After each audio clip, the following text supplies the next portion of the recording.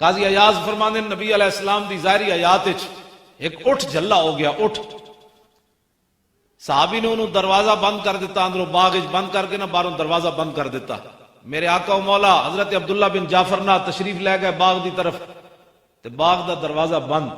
حضور نے فرمایا اوئے کیوں دروازہ بند کیتے؟ عرض کی تھی اٹھ جھلا ہو گیا، جیڑا بھی جاندا ہے تے شدہ اللہ شدہ علیہ الجمل، اٹھ جڑا انہوں کھان واسطے دوڑدا ہے انہوں کٹدا ہے، اس واسطے اسی انہوں اندر بند کر دیتا ہے، جھلا ہو گیا۔ میرے آقا نے فرمایا دروازہ کھول دیو، حضور نے دروازہ کھول دیو۔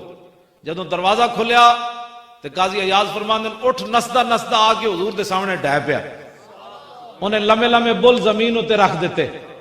صحابہ نے عرض کی تھی حضور ہے ہن تھوڑی دیر تے پہلے ہر بندے نو کھاندا سی، ہن کی ہویا؟ تے قاضی ایاز فرماندے حضور نے فرمایا ما بین السماء والارض شیء الا یعلم انی رسول اللہ، فرماؤ میرے غلاموں زمین آسمان میں چیز ہی ایسی کوئی نہیں جو یہ نہ جانتی ہو کہ میں اللہ